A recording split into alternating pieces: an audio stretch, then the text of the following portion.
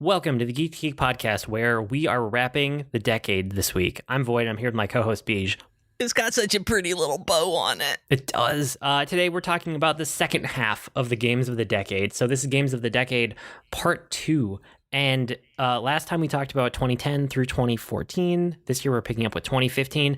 And as a reminder, there's a couple ways we could do this. We could have just done like a top 10 for the decade. The way that we chose to do it was to kind of go year by year and pick one game from each year that we wanted to talk about. So it's near the top of our list for that year. It might not be like our absolute favorite game, but it's definitely something that we want to highlight for one reason or another.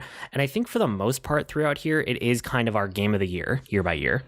Yeah, generally so. I think that that's the way that I ended up looking at it and be like, yeah, I mean, if it wasn't my game of the year, why was it not the one to really highlight? Yeah, exactly. So we can probably get right into 2015. And again, I like to do some honorable mentions before we get into our game of the year, or like the game that we picked to talk about, just to give everybody context for like what was coming out around this time, because it's so hard to remember back like what came out each year.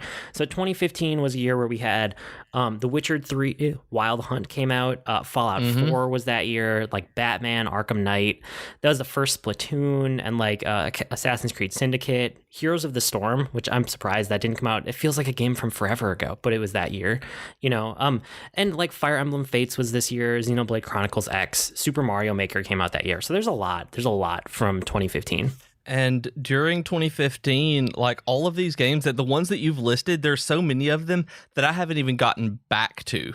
Like Fire Emblem Fates, I've just started this year. I still haven't even bought The Witcher Wild Hunt, or Witcher 3 Wild Hunt, despite everyone in the world saying that it's one of the best RPGs they've ever played. I've got Xenoblade Chronicles X just sitting on my shelf over here, and I haven't even popped it into the Wii U yet. Wow. Well, so what did you pick for this year? Nothing.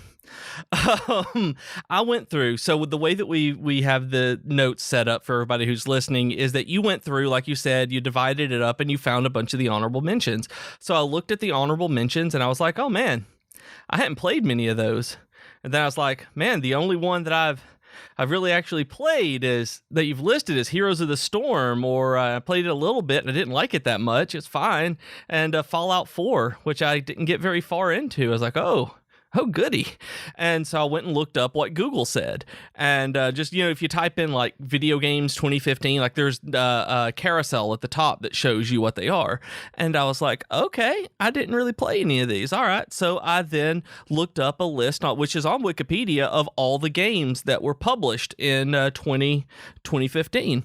And it turns out that I did not see a single game that was released that year that I played during that year.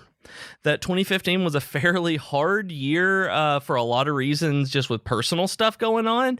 And I guess that as the year got longer, that I know I was playing Final Fantasy 14 at the beginning of the year, at the as it rolled over into 2015. But later on in the year, like that was when I started having my nervous breakdown, and just a lot of stuff started going nuts with just my personal life. I don't think I played a single game that came out in 2015. So nothing. That's definitely interesting. Well, one of the things that kind of came out last episode too is that the first half of your decade was really dominated by MMOs. And like you said, yes, if you had to pick a game for 2015, it would be Final Fantasy 14. So even that is an MMO. And yeah, there's definitely like you kind of came back around to non-MMO gaming. But also just looking at it, I have to think that part of this is that we started podcasting in 2016. It was.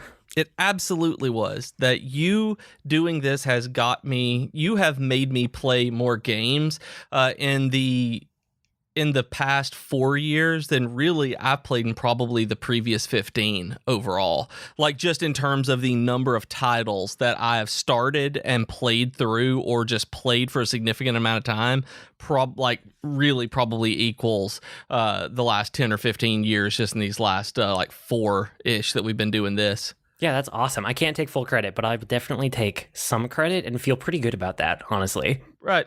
Yep. You should. Okay, good. So for me, for 2015, before we do get to the podcast years, because 2015 is still before the podcast, I picked SteamWorld Heist because I really, really liked that game. It was really good. I feel like it was kind of underrated at the time, and it's still a little bit underrated. But I actually looked back, and I I loved the game so much at the time. And I'd done some writing around it that year. Like I was still blogging, but this is kind of where, I had 2 kids. We weren't podcasting yet. So I was kind of like falling off the writing. So I looked at like, was I enjoying enough to actually write about? And this one popped up a couple times and I was like, oh yeah, I love that game. So Yeah. even though there's a lot of really good games this year, there's a lot of games that I played like all the way through and I beat most of the games that I highlighted here for honorable mentions. But SteamWorld Heist is just, I love the SteamWorld games. They put so much love and care into them. And that one specifically is, it's like a strategy RPG, but it's also this trajectory-based game, which is kind of an element of skill that's not just stat-based like RPGs. It's this really weird middle ground between strategy and tactics and also like trajectory skill, and I love what that game was, and I should really go back and play it again. I want to get it on Switch. That I have it on Steam, and I got it in a Humble Bundle, and I loved playing it, but it's not the kind of game I like playing on PC. And I mean, I got it years after that. I know it was during our while we podcasted that I actually got it. I want to say it was 2017 that I even picked it up. But it's really, really good as a trajectory game. And I want to grab it on Switch sometime when it's actually on sale and play it, because it is fantastic. But like you said, all the SteamWorld games are. That SteamWorld Dig 2 is one of my favorite games, period, just because it's great. Like, it is magnificently well done. Yep, and I played SteamWorld Heist on the 3DS. That's kind of the one where I played the most of it. But I've played it on a couple other platforms since then, and it's kind of good on everything. But I agree, just the SteamWorld games in general, they're all really, really solid. So yeah, that gets us to 2016, and now we're in podcast territory. So you actually pulled our first episode was when? Friday, March 11th, 2016 was the going live date, was the publication date for that one. We've changed and fiddled with the publication date with the I don't even know what do we call it? The release date. That's the word I'm looking for. Yeah. We fiddled with the release date of the podcast a few times. I know Friday it was not the first one, and I know that Wednesdays that we release now was actually not the second one. So I think there was one between, and we just kind of played around until we found it. But Friday, March 11th was our very first episode. We'd put a few months into planning it out, talking about it, and really figuring out what we wanted to do with the podcast. Had recorded it, and you can go listen to it still on iTunes or wherever, or I guess Apple Podcasts, wherever you listen to podcasts at, Stitcher, or there will be a directory link in the show notes for this one where you can find the first episode. Those early ones are rough. I mean, everyone hits their stride at some point. I don't know when we did, but it's definitely not the first episode. So we're probably way overdue to actually record like an episode 0 and put it back at the beginning of our backlog to just let people know. But yeah, no, so we're definitely 2016, we're in podcast territory. So this is where I actually start having like good data around our games of the year, because we did it every year since then, starting in 2016. So honorable mentions, and I literally pulled these honorable mentions from like our top 5, basically, or from our honorable mentions list that year. So we have stuff like Final Fantasy 15, Firewatch, Super Hot, Stardew Valley, Hitman, Lego Marvel Superheroes, Duelist, Disney Infinity 3.0. So that's kind of the year that was 2016 for you and I specifically, that we had talked about in that end of the year episode. What was the game that you landed on? Well, I landed on Overwatch, actually. With Overwatch coming out in 2016, I played so much Overwatch that to this day, that Overwatch is still one of my evergreen games that I go back to. I even booted it up the other day, realized I wasn't in the mood for Overwatch, but it has, since its release, like since it was in beta, that I was playing in like the open beta that they did, and loved it just so ridiculously much, that Overwatch is absolutely the best game that came out that year.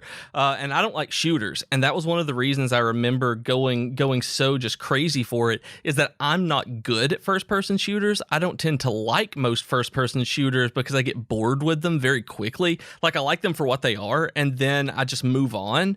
And Overwatch I keep coming back to over and over again. So, like, 4 years later now, I'm still, oh yeah, I got Overwatch. That's great. I'll just go play it for a while. That it is just brilliant. That it's still great. And with Overwatch 2 coming out, like, this year or next year or whenever it is, I'm just as excited for it as well. That's It's awesome. so good. Yeah, I played a lot of Overwatch that year also. It's probably the year that I played the most Overwatch.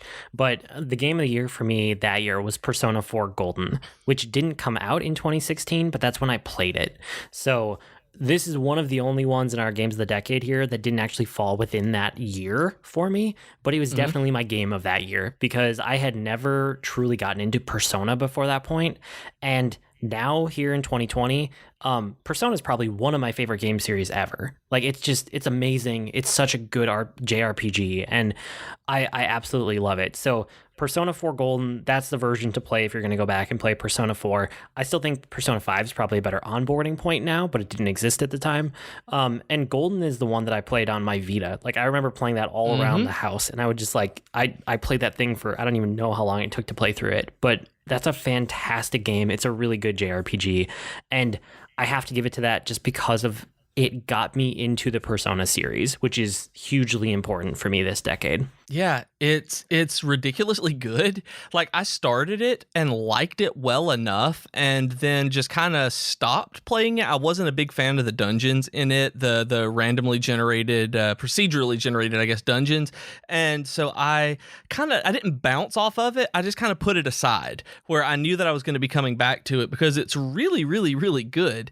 And so when I started playing Persona 5 finally, it was like, "Oh, this is why everyone loves Persona." Like it finally clicked, and I've gone back to Persona 4 and I cannot wait to beat it because it's a very good game. Like I see now why you fell in love with it that year. Like Persona 5 is definitely the better onboarding place because it's the most polished, it has a fantastic story, the characters, I mean, you start immediately getting the love you get, well, not immediately, but you see the polish and the style in that game immediately, and it takes a little while to get to that in Persona 4.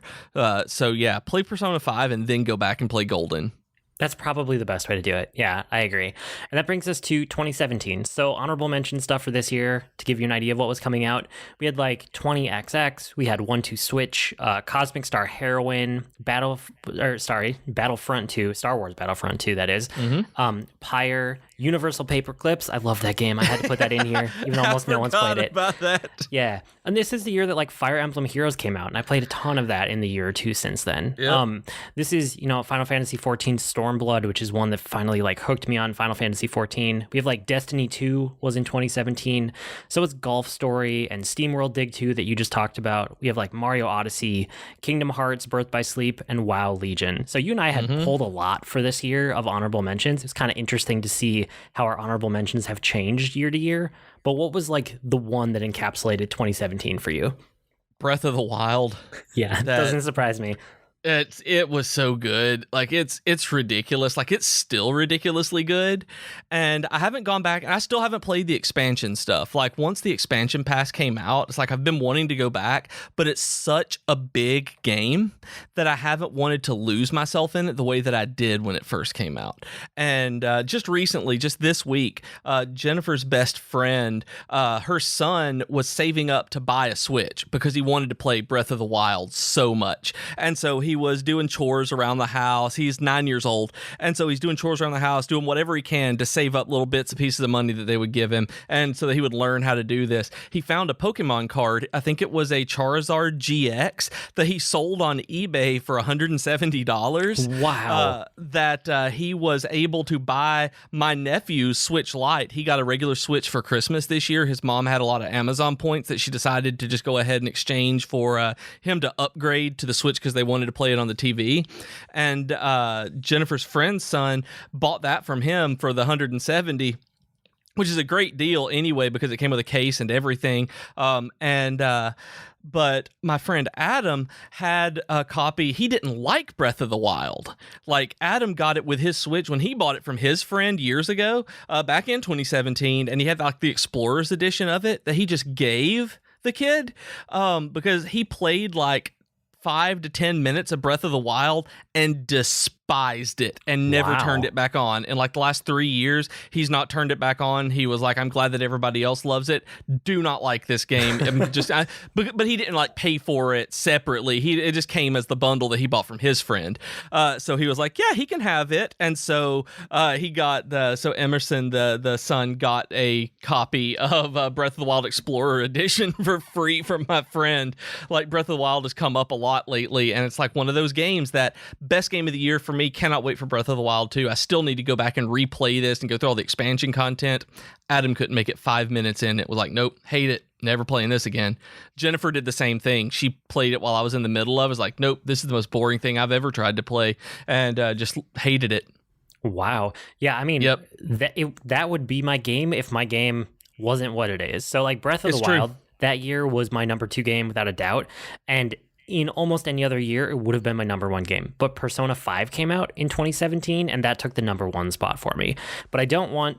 The thing is, this is what happens because I said we could do this a couple different ways, right? If we had made a top 10 games of the decade list, Breath of the Wild would have been probably number 2 for me, right behind Persona 5. Close, yeah. It's just that like my number 1 and number 2 would have been in the same year, and that's not the structure that we went with here. So I don't want to undermine how amazing Breath of the Wild is. I also want to go back and play that game again. It's like one of those in my backlog to go back and just redo from the beginning and play through the entire thing. But like you said, it's this huge game that when I go back to it, I want to make sure I'm in the right mindset to really dive deep and explore how much it has to offer. And I just haven't had that time. Yeah, that's kind of the way I feel about it. And I'm going to have to completely restart when I do that because I have it on Wii U and I would much rather play it on the Switch. Yeah, and I have it on the Switch. So it's such a good game. But yeah, so mine for this year, like I said, Zelda would have been number 2. My number 1 was Persona 5. And it's just, I love Persona. Like, I didn't know how much I was going to like Persona. I didn't get into it until 2016 was the first year I discovered it. And then 2017, Persona 5 came out. So it's kind of like the perfect 1-2 punch of cementing this in my brain. And Persona 5 is still the most stylish game I've ever played. It's one of the best JRPGs that I've ever played. And I love it. I love so many of the mechanics on the social link side of things and the way it's structured and having to like pick things with what am I going to do with my time? Which relationships am I going to improve? How am I going to improve them? A lot of the things that I enjoy from Fire Emblem are actually in Persona also. There's a lot of similarities there. And I just can't do enough to like sing the praises of how much I love Persona 5 as a JRPG. And the thing is, if you're not a JRPG fan, you're not going to like it, and that's totally fine. But if you do like JRPGs and you haven't played Persona 5, you are doing yourself a disservice. And I want to say that for those of you who have tried Persona or thought about Persona and not seen the appeal, even if you're a JRPG fan, you should really go into it and with an open mind and try it because it opens up so much after the first couple of hours. Like, you really are being railroaded to the point where the game opens up. That I thought I was going to hate these social links that you do, the relationships that you have with people, and they are by far the most engaging part of the game. That I just want to get out of the dungeon so I can hear more about like this character's backstory and their life, and to call the maid and have her come over to my house on like a Wednesday night. Like, that's what I'm wanting to do. I don't want to get experience. I want to get the maid to my house.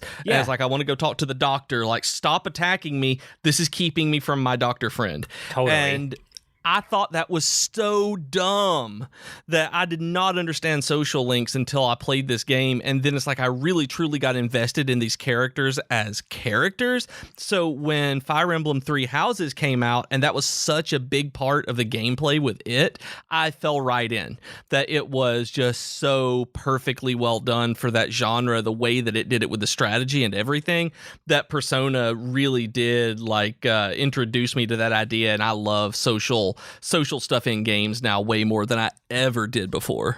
Yeah, I mean, Persona 5, I'm probably about a third to a half, somewhere in that range, of doing my second playthrough of it. And the reason that I kind of stalled out and moved to other things, I still want to get back to it. It's still kind of on my to-do. But the reason I stalled out was because I wanted more social link time, and I had to keep doing dungeons. So I almost wish there was a way to skip the combat or skip the dungeons on the second playthrough or New Game Plus, or even just looking ahead to Persona 6. If they want to do half of the amount of combat and dungeons and double the amount of social links, I am 100% there for it. I would love that game. A-okay, let's do that. The only thing that you can do to do that, I think that you told me this, and I want to say that DJ Pimp Daddy told me this, was that you put it on easy mode from the beginning, and then the dungeons don't take as long, and so you don't use as many of your calendar days in the dungeons, and so you have more time overall for social links that way. Yep, and I'm definitely doing that on the second playthrough, and I think that's the right call because I enjoyed those social links so much. So, yeah, Persona 5 was amazing. And like I said, it's probably my game of the decade. Like if I had to pick one, I think it would be Persona 5, which is why I'm taking so much time on that one. But that gets us to 2018, so we're almost caught up to present day here. And some honorable mentions that I pulled out of our 2018 Games of the Year episode. You had like Donkey Kong, Tropical Freeze, Lego The Incredibles, Tales of the Abyss, Tales of Hearts. We had stuff like Fortnite and Dragalia Lost, which I played for like a whole year after it came out. I'm going to pause right here. Do you still play it every single day? No, I was until probably 2 months ago. I finally fell off, but it lasted for like a year and a half. It was crazy. That's why I was wondering. I haven't heard you mention just the game in general, but I know that that doesn't mean that you wouldn't be playing it all the time, just going through your routine. So I didn't know if you had fallen off of it yet. Yeah, it was really good. And then I kind of switched up my morning routine a little bit, and that's where I was playing it so that it fell out of my morning routine. And it's okay. I was ready to let it go, but I played a good year and a half in Dragalia Lost. So that was definitely a huge game for me for more than a calendar year, I think. And then, so other stuff from 2018, like Pokemon Let's Go Eevee was there, Assassin's Creed Odyssey, Into the Breach, Slay the Spire, Return of the Obra Dinn, Cuphead, God of War. We had some big hitters like Monster Hunter World and Marvel's Spider-Man. So that was a super strong year. This was only 2 years ago. It doesn't feel like that long ago. But what did you pull out from this year? Okay, so my game of the year that year was Xenoblade Chronicles 2. Yes, I remember that. It was magnificent. I cannot sing this game's praises enough. It is brilliant, and if you are a fan of JRPGs, you should go give this a shot. If you're not like Void and have to be able to skip cutscenes, you are going to watch all of the cutscenes, and I think you're going to like them because they are phenomenal. Sometimes they are half an hour to an hour long, but you can sleep your Switch when you need to. But it's so good. It's just got it's the Xeno games. I love them. I love the long, intricate stories. I love the kinds of philosophy they're trying to get into. I just adore them. But it didn't come out in 2018. I realized that when I looked it up, it came out on December 1st, 2017, actually. But I didn't play it till 2018. So when you're looking at games that came out that year, Marvel Spider-Man on the PS4, I mean, that was the reason I bought a PS4. I know that that's not your game of the year, which actually surprises me here. I thought it was going to be. For this year, I was thinking about it, and it's like Marvel Spider-Man is still just one of the most fun games on that system, on any system, really. Just like loading it up and playing it. It's brilliant. I know we were talking about it on Discord yesterday or today or sometime. Yeah, I mean, Spider-Man was one of those where, again, like the right game came out at the right time. So Spider-Man got knocked down to by number 2, I think, last year. Or this was 2 years ago at this point, 2018. 2 years ago, yeah. But it would definitely make my top 10 games of the decade. Like, I love Marvel Spider-Man. It was so good. But yeah, I went with Hitman 2 because Hitman was a game that I came to really late, like way after it had come out and way after everybody had talked about it. I was late to the game. And so Hitman 2, I jumped on right away. And I kind of used it as a makeup for the fact that I had missed Hitman, because Hitman 2 has Hitman levels baked into it if you own them already. So the Hitman 2 game had like all new levels plus all the old levels, and between the two of those I put so many hours into it. This is another game that I have kind of like earmarked that I need to go back to because I love the systems and the intricacy and all of the interesting things that they baked into it that you can just mess with. And if you like the Untitled Goose Game from this last year, if you like that game a lot, you should try to graduate to Hitman 2, because there is a direct correlation between those games that you might not realize exists. It's like, it's people and it's NPCs, and they're moving in loops and they're doing things that like you can learn their patterns, and it's all about how you mess with those patterns and then the results of that.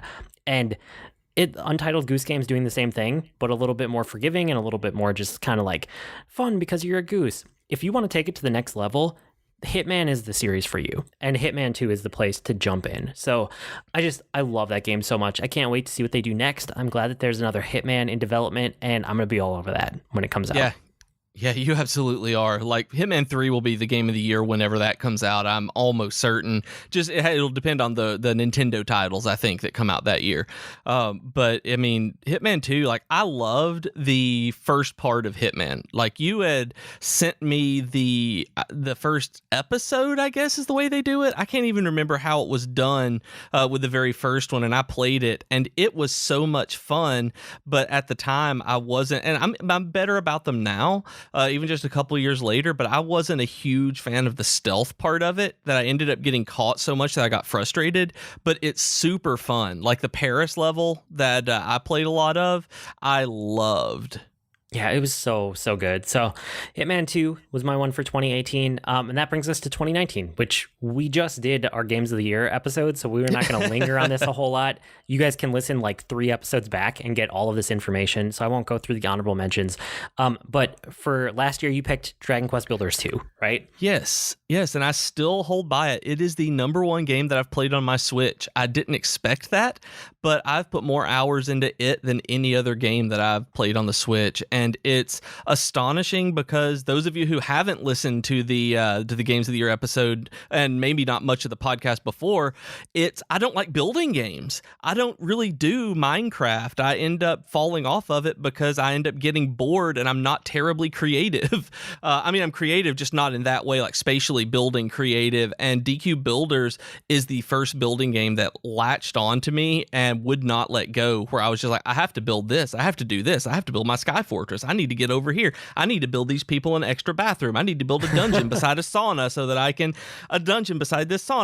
can make the prisoners watch them have a good time and be all sadistic. And like, I was torturing my NPCs, and I love DQ Builders too. And it's not even because I'm crazy about Dragon Quest games. It's just so good.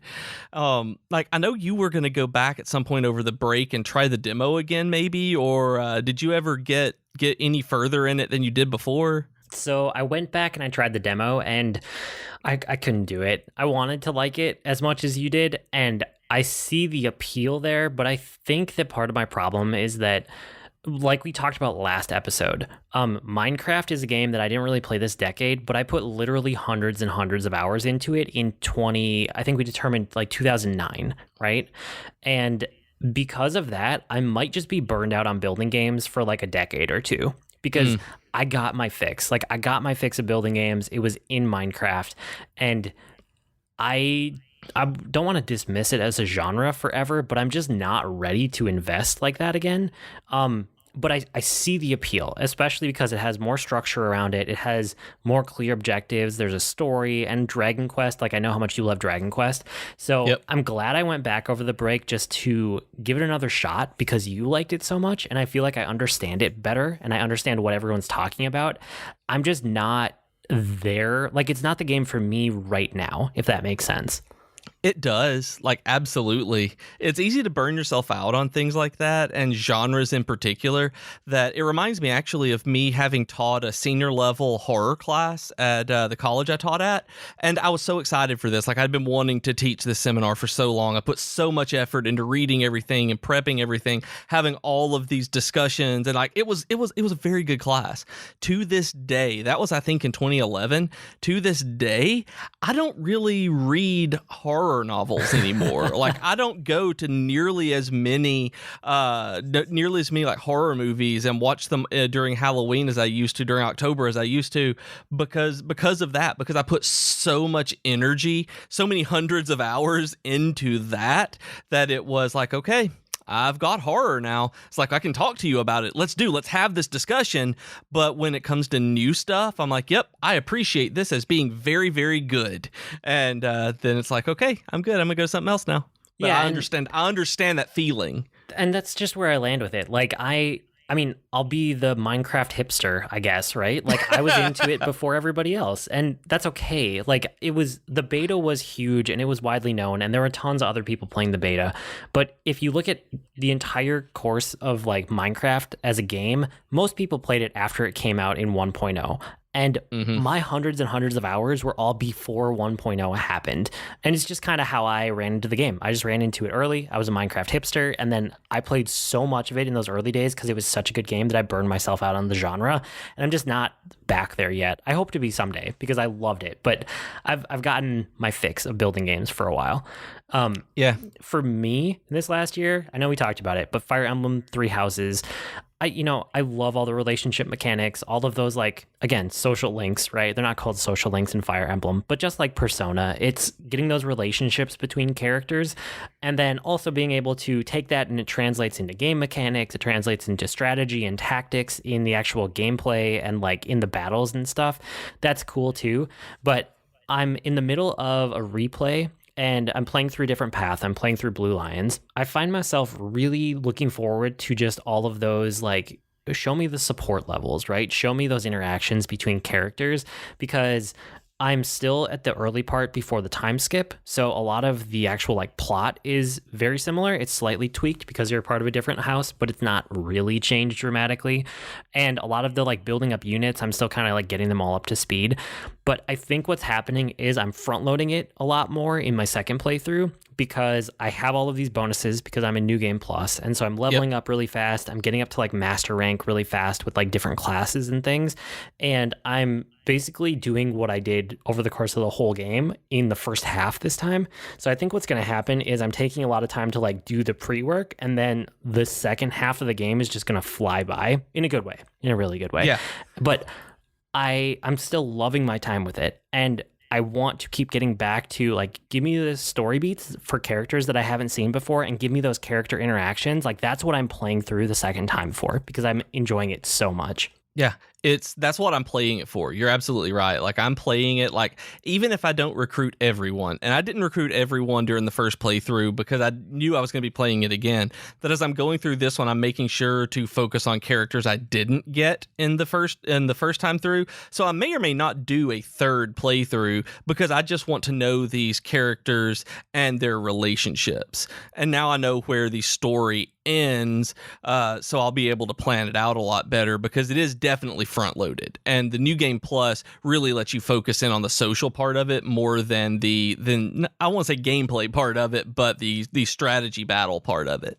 Yeah, for sure. So I love Fire Emblem Three Houses. I've been telling everybody for the last year. I'm going to keep telling people probably into this next year because there's not a whole lot of games coming out in Q1 in 2020. So I'm taking my time to play some more Fire Emblem, and there's nothing wrong with that.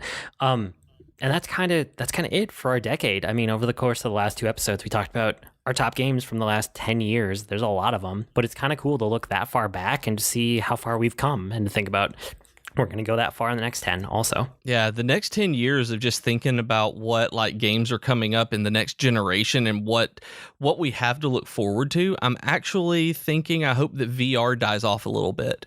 Like I'm tired of hearing about VR stuff already. It wouldn't surprise me if it does.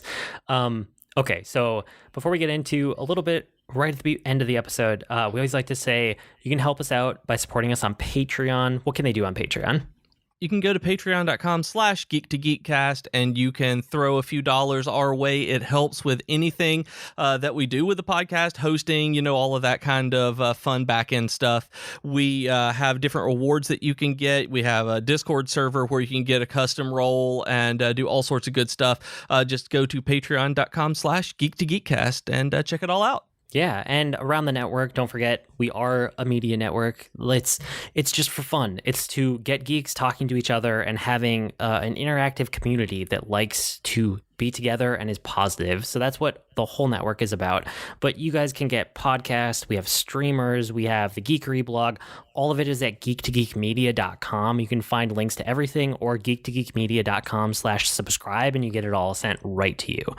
So before we wrap the episode here, we have a couple extra minutes. Is there anything from these last 5 years that you want to highlight that wasn't like your game of the year, but that you want to talk about? Well, the main thing that I thought about as I was going through all of these, that in terms of the honorable mentions, the things like that, was probably Disney Infinity.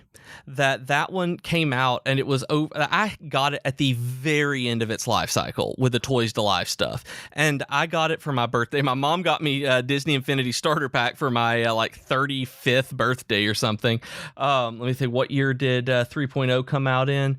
2016. So my 33rd birthday, my mom got me Disney Infinity for a present, and it makes me so sad that that game in particular failed, that they didn't see the benefit in continuing it, because the toys were really, really cool. The sculptures were great, but the game itself was fun. Like, again, it was a building game that I could see myself starting to get into, and then it kind of just dwindled for me. That I was playing it, but Austin was putting together better levels and stuff like that. I was putting together big sandboxes and that I could play around in. But just the game itself, it is still, the Force Awakens Star Wars part is still probably the best like overall Star Wars game until Jedi Fallen Order. Like, it was a very, very, very good experience all the way around, and it felt like you were playing the Force Awakens. I liked it better than Lego Force Awakens. Wow, interesting. But you liked it that much. I liked it that much. Like, I'm still keeping my PS3 in the living room. That's what I have it on, is PS3 instead of PS4. I'm keeping my PS3 in the living room so that I can play this. Like, I'm going to be hooking this up sometime within the next few months, I know, and replaying through some of the Marvel stuff because it was so much fun, and especially the Star Wars stuff, because they did such a good job with like the Anakin and Ahsoka part of the Old Republic stuff. Like, everything about it was just so good, and it makes me sad that I didn't get to keep up with it as it iterated from version 1, 2, and 3.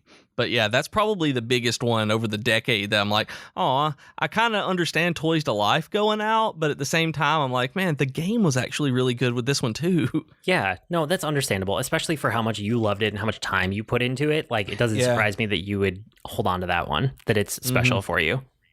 What about you? What through all of these has that didn't make a game of the year, but really made such an impact that you cannot help but keep recommending to people and want to talk about a lot? Yeah, so I have a couple of them. One is Final Fantasy 15, which I probably have the least to say about, so let's start there. And it's just because Final Fantasy is so important to me. It is probably my favorite video game series. It might be in competition with Mario. Like, Mario platformers might come out on top. Wow. But those are my 1 and 2, right? That's always my 1-2 punch for video games. It's like Final Fantasy and Mario platformers are the core of who I am as a gamer, and like why I play games the way that I do today. And like they've shaped my gaming habits, and they've been so instrumental to me that that's the kind of thing that, like, I don't have tattoos, but if I go out and get tattoos, they will be around those two series, right? It's that kind of thing. Yeah. And so I have to acknowledge when a new Final Fantasy comes out, that's a mainline game. And so I liked 15. I also thought it was weaker than some of the other Final Fantasies, than a lot of the other Final Fantasies, but I liked it for what it was, and I really appreciated what they were trying to do. And it was a good game. I put a lot of time into it. Like, I didn't quite 100% that game, but I did almost everything that you can do in that game. And I think I got a platinum. I think that's one of the few games that I've platinumed, if I remember right.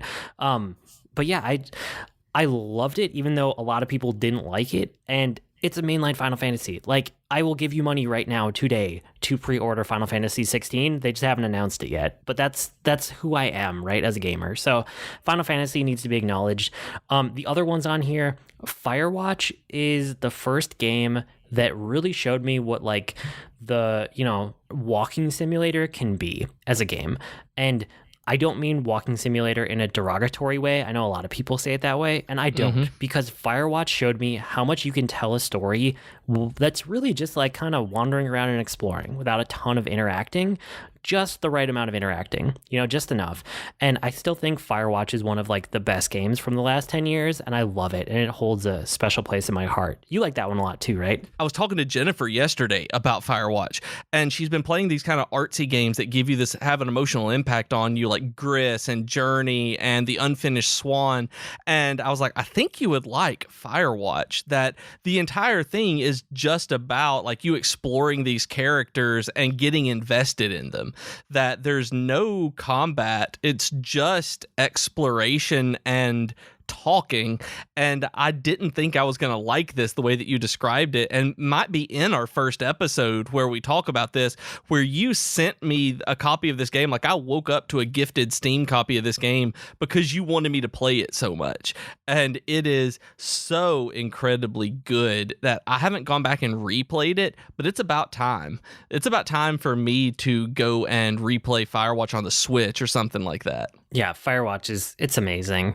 My next one on here is Stardew Valley, because I like that game. I put so many hours into that game. It came out, and I think I put like 50 hours into it over the first 2 weeks. Like, it was a ridiculous amount of time that I invested in Stardew Valley, and I beat it, right? Like, you can kind of finish the game where you do every objective that it puts in front of you, and then you can keep playing, but I don't play after I've completed the objectives. So I think I put like all 3 years of in-game time in the first 2 weeks of owning it, and I just loved it. And it's one of these games where it was so good, and it's one of those genres or like game types that they abandoned somewhere along the way, and somebody had this passion enough to go back and say, no, I liked what Harvest Moon used to be. I'm going to do that only better, and I'm going to do it myself because nobody is doing it these days. And he did that, and it took him years to make it all on his own, but it is such an amazing game because of the passion behind it. So Stardew Valley is just incredible. I love that game. Yeah, it is crazy good for what it is, and I don't like it. It's it's not my kind of game. Like, I've tried so many times to get into Stardew Valley. I was never a Harvest Moon fan. It's just not my kind of game. But when it came out, I had to try it with people, and I understand why they like it. It's just one of those things that every time I go back, I'm like, yeah, not quite for me. I might like it better now that I've actually played through Dragon Quest Builders 2 so much, because I like having my little farms and putting my little town together now. I might be able to do it better now that I have an idea of how to fully enjoy that game, and I haven't done that. But back when it was new, I just couldn't get into it, but I saw so many people having such good times with it. Yeah, you might. It'd be interesting to see what you think now instead of at the time it came out. For me, the last one here that I have to highlight is Monster Hunter World. And it's because Yep.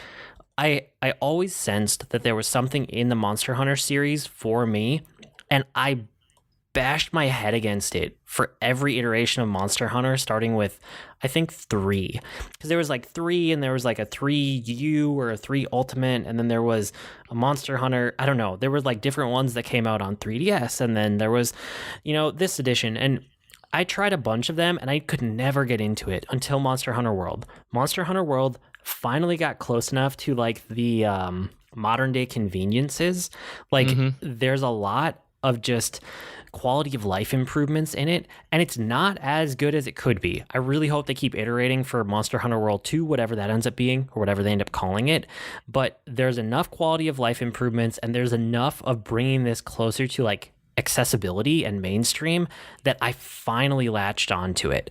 And once I finally got got its hooks in me, and I finally got my head around it, and I grokked what it was trying to do, I absolutely devoured this game. I loved it. I love the like center, the core loop, I think is what I'm trying to say.